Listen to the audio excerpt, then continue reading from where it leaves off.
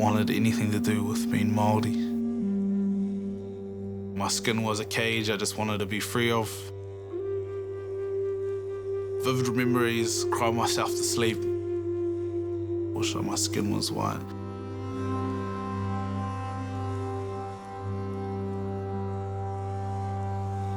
It was all about stereotypes for me. Brown man murders this person. Brown man beats wife up. Māori woman has 5 kids.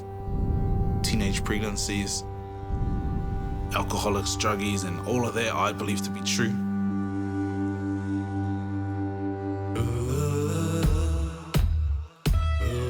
A lot of the Māori had been, I guess, beaten out of my grandmother's era. Passed down to my mum's generation, she didn't speak it, none of my uncles did. And then down to me, so my connection growing up with Te Ao Māori is quite distant. Ko tainui te waka, ko upoko kārewa toku maunga, ko manga o kiwa toku awa, ko Ngāti Maniapoto toku iwi, ko Ngāti Rora toku hapu, ko te Piriru Papakainga toku marae,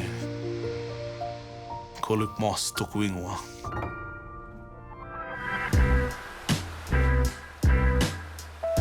So this is the viaduct iha ki ngā tangata whenua ki konei. The viaduct, according to the locals. So this is the Mangokiwa Reserve. This is the awa, my awa, Mangokiwa. Yeah, when I was young, I used to come up here quite a bit. You know, the family barbecue, they had like little metal barbecues, a lot of memories. So coming out here is quite nostalgic.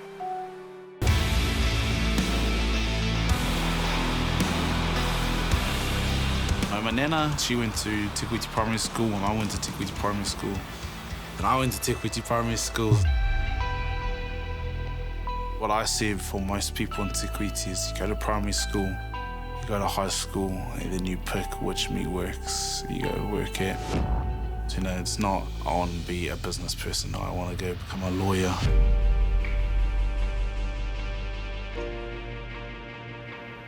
Throughout my high school and uni, my nana always mentioned to me, "Oh, Luke, you should pick up those little Māori classes." Yeah, man, yeah, I will. It wasn't until, my nana got real sick, and then she passed away, and then it sort of just like clicked in my mind, that's what I need to do. Took a course at Waikato, full year immersion to Tui Paitahi. It was the best and worst year of my whole entire life. My mind was telling me, bro, give it up.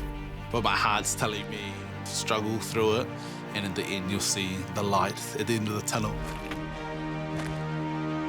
Connecting with my culture, after I learned Te Reo Māori, it was like someone just handed me this key, and all these doors of opportunities were unlocked, like instantly.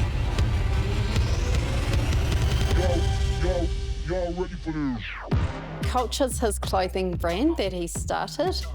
He first told me years ago he wants to do his own clothing label. I told him he was streaming, go get a real job. I don't know if you want to prove a lot of people wrong. Well, I first started, I bought 50 beanies. I was going to buy 20. I was like, nah, I'm buying 50. Bought 50 beanies and then thought, no one's going to buy my beanies. A week later, they all sold, and I was like, oh, man. Oh, halfway through the year, I had to quit my job. So every single day, sending out stock. Well, I never thought I'd send so many emails a day, especially overseas. Man, it's just crazy. I'm just figuring out like the tax stuff and talking to the accountant, making sure everything's like in line.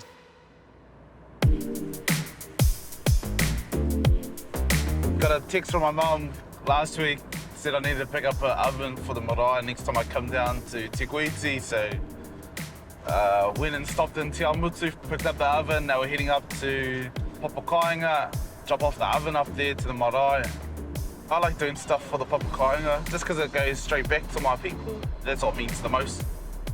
There's no place in the whole entire world that I'd rather be than here.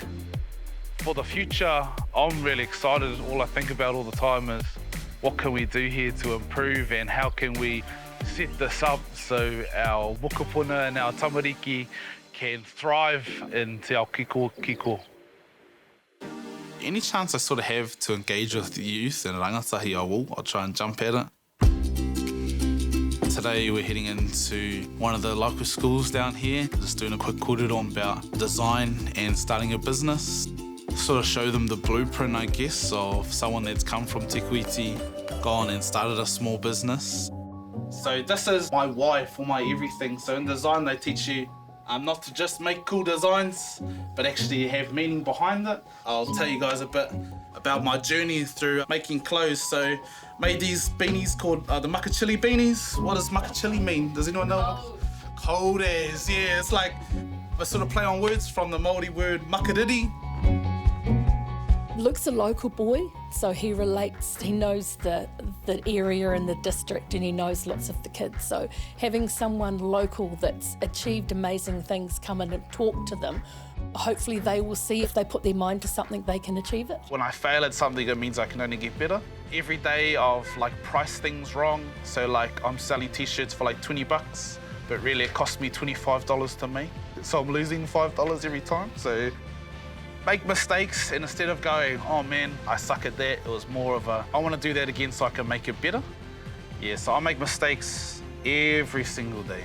If you don't make mistakes, then you're not learning because you're just doing the same old thing. We always put barriers on as we're getting older. We always see more barriers because we have more experiences of getting told no, but for young people, it's unlimited. They just know I can do anything in the whole entire world and there's no barriers that are going to stop me.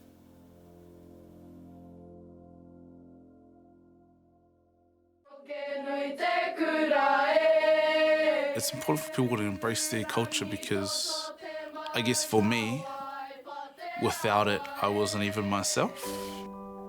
And now I think about the future. I already know what I want to do for the future. I want to go change people's lives. I want to help rangatahi. I want them to experience what I've experienced.